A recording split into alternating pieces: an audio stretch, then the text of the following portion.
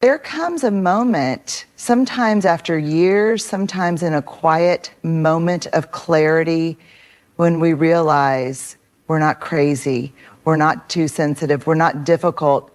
We've simply been gaslit by someone who never wanted connection, only control. Narcissists don't play fair, they don't play honestly, and if we try to meet them with empathy while abandoning our boundaries, we lose ourselves in the process. But there is a way to disarm them, not with anger, not with vengeance, but with truth, stillness, and strategy. Setting boundaries isn't about being cold or distant. It's about choosing courage over comfort. Boundaries are how we say, I will not shrink myself to make you more comfortable. They are not punishments. They are declarations of what is and isn't okay in our relationships. When you're dealing with a narcissist, boundaries become more than helpful. They become vital. Because narcissists test limits not out of ignorance, but out of entitlement. They will push, manipulate, guilt trip, and charm, anything to keep access to your energy. And if you don't draw a clear line, they'll cross it every time and blame you for the fallout. That's the toxic cycle.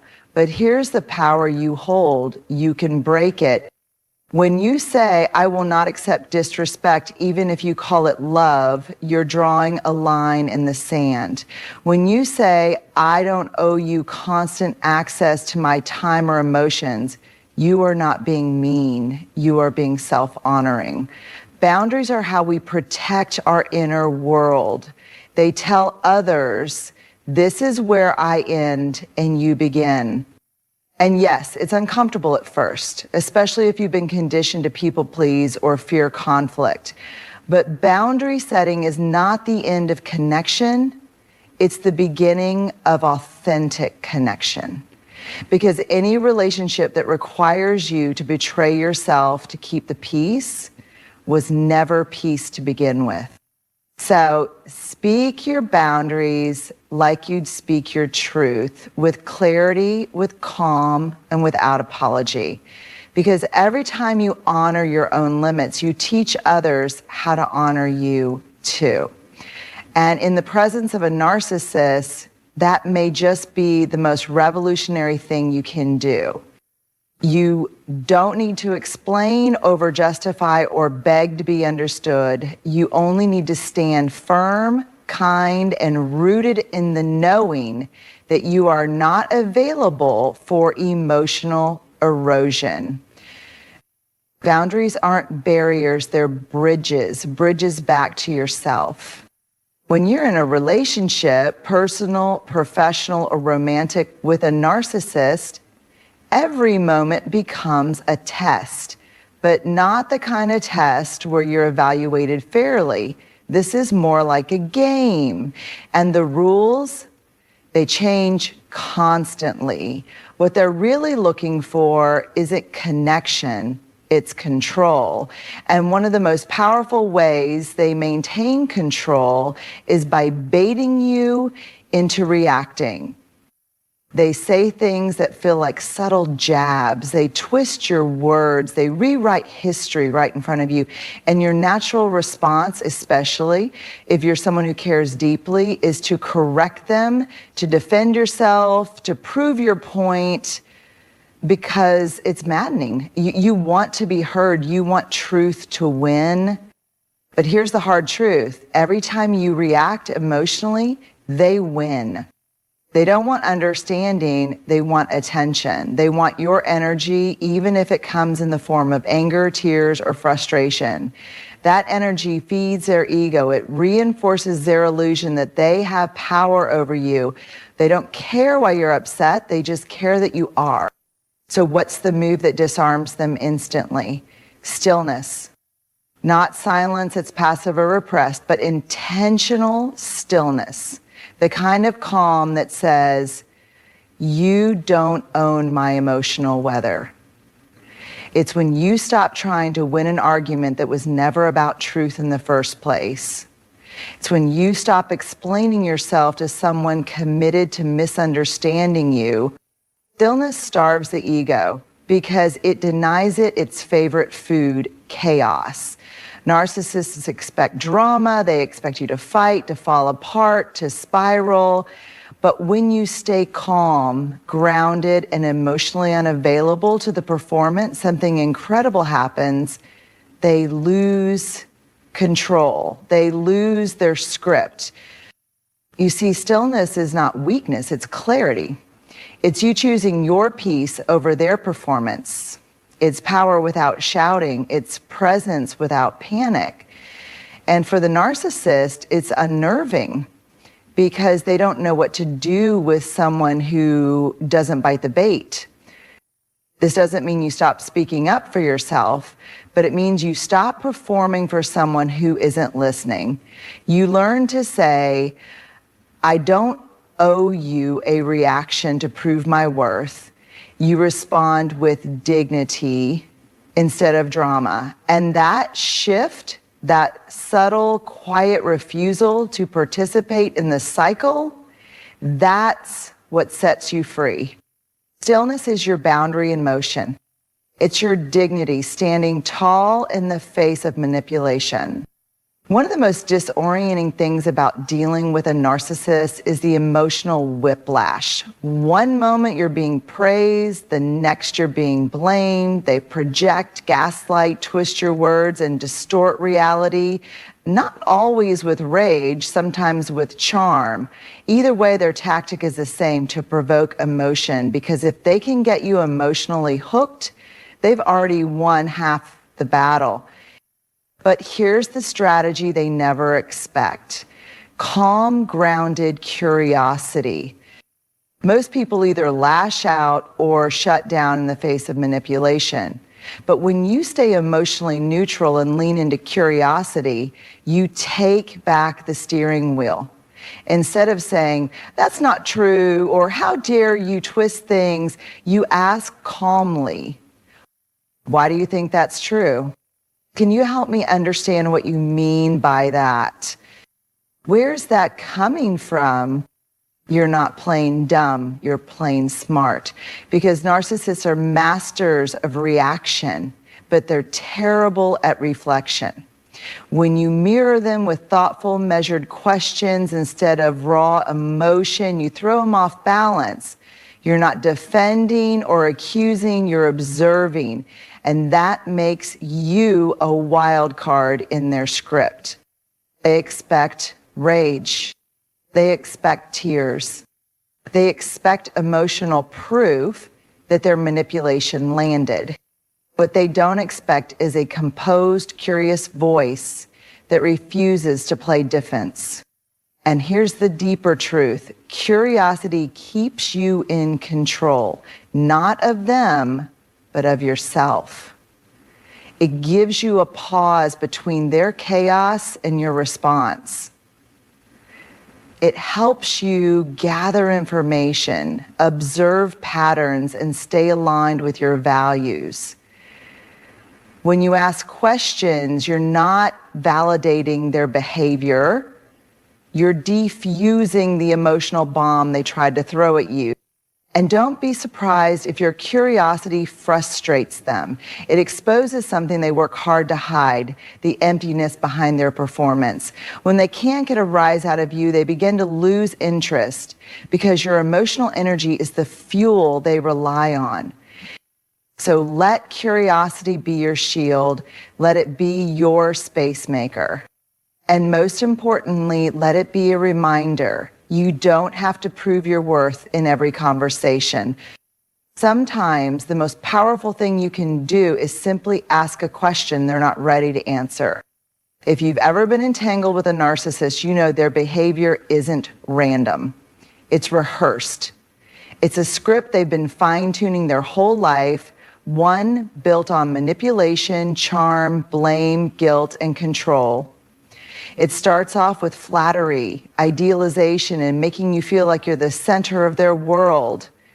And just when you're emotionally invested, the script flips. Suddenly you're too sensitive, too demanding, or not who they thought you were, and you find yourself constantly walking on eggshells, explaining yourself, trying to get back to the version of them that seemed so kind, so interested, so safe in the beginning. But here's the truth. That version was never real. It was a hook, the opening scene of their well-worn play. That's why recognizing the pattern, the script, is so powerful. Once you understand their cycles of love bombing, devaluing, gaslighting, and discard, you stop getting blindsided. You stop asking, what did I do wrong? And start asking, why am I playing this role again? Awareness is power, and once you see the playbook clearly, you realize something game-changing. You don't have to keep playing the same character. You are cast as the fixer, the forgiver, the appeaser, the one who absorbs the blame so they don't have to face themselves. But that's not your role unless you keep accepting it. The moment you choose to step off their stage, the whole act begins to fall apart. This is where rewriting your script begins. You stop chasing the apology that's never coming. You stop trying to convince them of your worth. You stop dancing around their moods just to keep the peace. And in its place, you begin to write a new narrative, one where you are no longer defined by their projections, one where you take up space without guilt, where your needs are not negotiable, where your healing matters more than their comfort. You might still hear the old lines in your head, maybe I'm overreacting, or maybe I should just forgive again. But each time you pause, reflect, and choose differently, you're reinforcing your new story, the story where your identity is not tied to their approval and your value is not based on how well you kept the peace. This isn't about revenge. This isn't about ego. It's about liberation. Knowing their script helps you stop blaming yourself for their dysfunction. Rewriting yours allows you to live beyond the trauma. And that right there, that quiet act of reclaiming is the most radical move of all. There is a quiet revolution that happens when you choose to live in truth, especially when that truth makes others uncomfortable, especially when you've spent years shrinking, doubting, second-guessing yourself in the orbit of someone who has rewritten your reality one manipulation at a time. Narcissists build illusions about themselves, about you, about the relationship. They rewrite the past, distort the present, and make you question your instincts. And when you live in that fog long enough, lies can start to feel safer than truth, because truth requires you to confront what you've been tolerating. It asks you to stand alone for a while. It asks you to walk away from approval, validation, and fantasy. But here's the deal, truth is not easy. It's messy, it's often inconvenient, and it never comes without cost. But it's liberating. When you begin to speak honestly about what's really happening, when you name the gaslighting, the manipulation, the subtle cruelty, you break the spell. You stop protecting someone else's image at the expense of your own sanity. You stop pretending things are not that bad just to keep the peace. You stop abandoning yourself in order to avoid making others uncomfortable. And yes, it will rock the boat. It will cost you relationships, roles, and maybe even a version of yourself you once clung to. But what you gain is far more powerful. Your clarity, your integrity, your peace. Living in truth doesn't mean you go on a crusade to call out every injustice. It means you stop participating in the performance. It means you no longer laugh at the cruel jokes, not at the twisted logic, or stay silent just to be seen as nice. And it means you say, that's not okay. This is what I experienced. Here's what I need. I won't pretend anymore. Narcissists can't thrive in truth. They require distortion to survive. So when you start standing firmly in your truth, even if your voice shakes, You become untouchable, not because they stop trying to manipulate you, but because you stop being available for it. And most importantly, truth brings you back to yourself, to your body, to your gut, to that deep knowing that never left, even when it was silenced. Truth won't always be welcomed. It won't always feel good in the moment, but it will set you free. And freedom, real, grounded, soul-deep freedom, is worth every ounce of discomfort. Dealing with a narcissist often feels like talking to a mirror that only reflects them. You show up open-hearted, ready to communicate, and what you meet is not a real person, but a performance, a persona, a carefully curated mask built to protect a fragile ego at all costs. And here's where so many of us get trapped. We keep arguing with the mask. We plead for empathy, we explain our pain, we show evidence, recall facts, even cry in front of them, hoping something will finally get through. But you can't connect with someone who isn't emotionally available. You can't reach someone who is more committed to winning than they are to understanding. That mask is not them, it's armor, and it's not your job to break it down. You see, beneath every narcissist mask is something they desperately want to avoid: vulnerability.